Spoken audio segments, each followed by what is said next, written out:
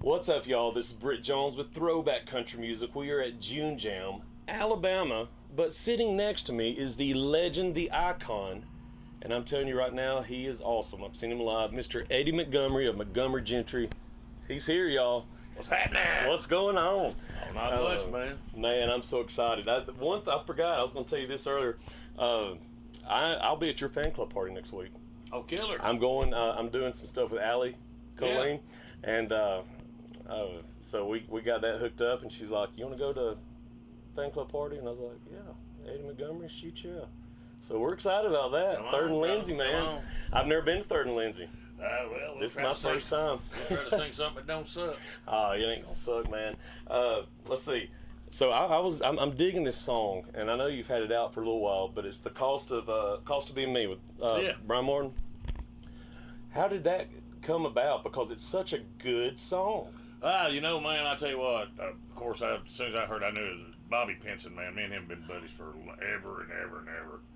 And love him to death, man. Yeah. I mean, he's a hell of a songwriter and an artist. He wrote that. And yeah. Oh, and, wow. So it, you know, when Brian come to me, I met Brian. We was doing some media stuff. Yeah. He was there, and me and him kind of hung out together. We're kind of cut from the same cloth, you know, honky tonkers and stuff. Yeah, and, yeah. Country as hell. So yeah. Me and him kind of hooked up, and next thing I know, man, he's asking if I'd be interested in doing this song. I'm like, well, hell yeah, I'd love to do it, you know, because I knew the song, and I absolutely love the song, man. Oh, man. Don't say it no better than that now. It's so good. I feel like more people need to hear that dang song. It's so yeah, it's good. Not really, I reckon what they call radio friendly, but screw radio. Man, you've had a good career though. You and Troy with radio. Y'all have had so many great hits. Yeah, man. So many anthems. That's one thing I got to say, man. Radio's been really, really good. Oh yeah. Of course, we don't never call nobody fans. We call them friends. Yeah. We've been lucky enough, man, that we got friends all over the world, man, where we've been around. So that's awesome, man. It's our 25th year this year, which I can't believe. That's crazy. That to me, that is mind blowing. Yeah, me too. I remember when y'all came out. You know, I was talking to Mark Wills just a few minutes ago, and he was like, "Yeah, I started when I was 22, and he's 50 now." And I was like, "You got your first single at 22." It just flies by. Let me ask you this, Eddie. How special is it to be doing a festival with the iconic Alabama? Is it pretty cool just to be asked to, Oh, man. It's unreal because, you know, of course, me and John Boy, or John Michaels, everybody knows him, my brother, and T-Roy, you know, we kind of grew up in the honky-tonks and the bars, man. So, you know, we sang all that. You know, of course, I make a joke about it. My mom was a drummer, dad was a guitar player, and the bartenders were our babysitters. So, you know, time we were 8, because honky-tonk musicians don't make a whole lot of money. Right. So time we were 8, we were roadies. We were going in, setting up the drums and all this stuff. Your parents were in music? Oh, yeah. They were honky-tonk musicians. Man, that's awesome. Yeah. Wow. So, you know, we got to hear all this stuff. Plus, we got to hear all the older stuff, you know, the Hank Snow stuff. You know, we was doing Merle Haggard and stuff back, you know, when my dad and mom was playing music. Of course, me and John Boy kind of got into band full time when we was 12. That's so crazy. we was playing honky tonks, and I mean back then there were bars. Yeah. Yeah. And so we seen a lot of things we probably shouldn't have seen. Yeah. But you know what? It worked out for a reason. And it's just awesome, man. Playing with all these iconic artists and stuff, and it's unbelievable because, you know, I always remember somebody asked me and T-Roy and John Boy one time, said, "Well, what do y'all want to get out of it once your career's all it's said and done?" Yeah. And I said, "Well, here's what I think.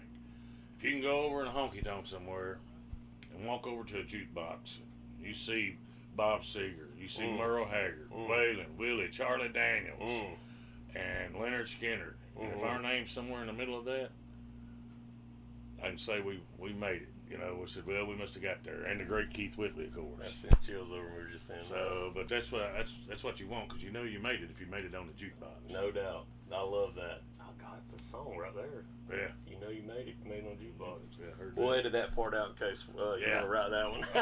Hey, real quick, the podcast that I have, it's just blown up. But my passion about it, Eddie, is 80s and 90s, and I love honoring those legends and icons, you know. And of course you and Troy were all, in the 2000s, of course, too. But and I'm such a passionate fan about the Grand Ole Opry. I love it. I love studying the history of it. I get to go backstage next Saturday for Lori's 40th. I'll be doing some stuff with her, and I was telling Mark I love just peeking in those rooms and just looking on the walls. You are a member of the Opry. Yes, I am. How? I know you probably get asked this all the time, but is it still give you when you go? Man. Every time you step in that circle, and I tell you, matter of fact, they got a saying back there that my dad always told me and my brother. Always said, I don't care how many awards you got, don't care whatever you get, but you ain't made it in country music until you become a member of the Grand Ole Opry. Yeah. And I mean, that's just flat. That's flat it. I mean, that's it. That's what country music's always been about. And it's just, of course, I know it's all got to change and stuff with the modern day music and stuff like that.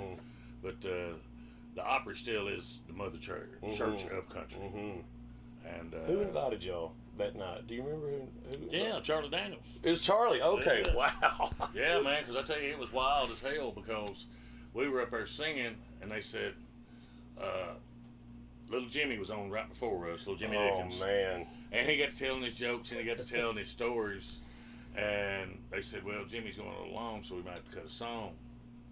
And it's like, that's fine with us. So we went out there and started singing.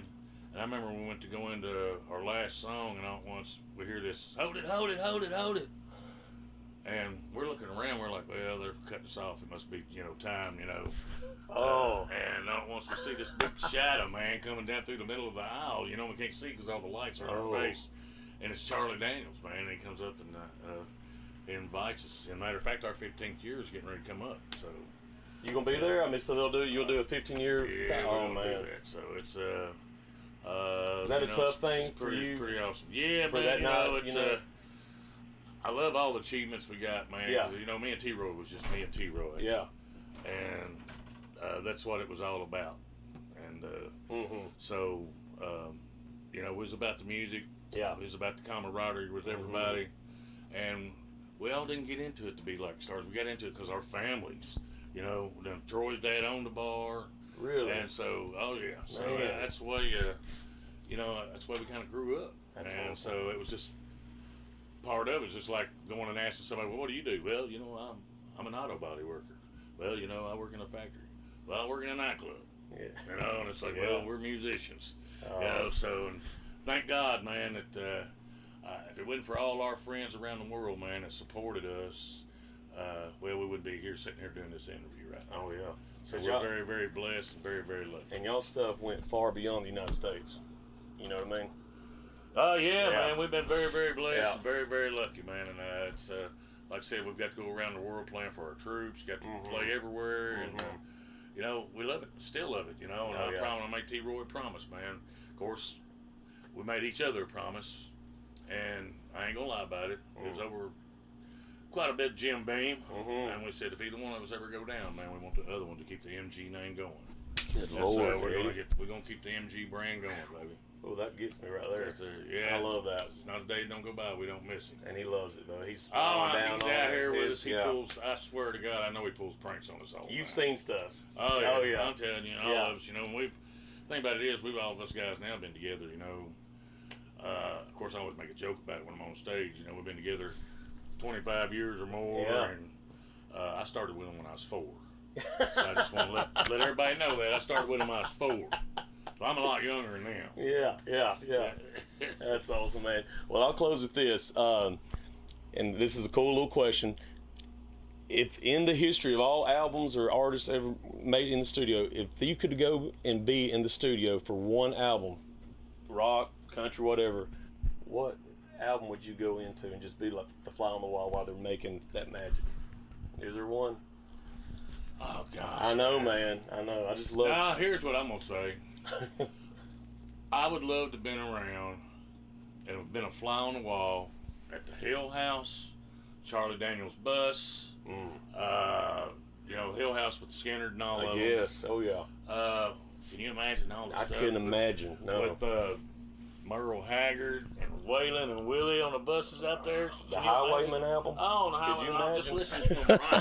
just sitting back on the fly on the wall and listen to because you know, I mean, besides the iconic parties you've heard about. Oh yeah.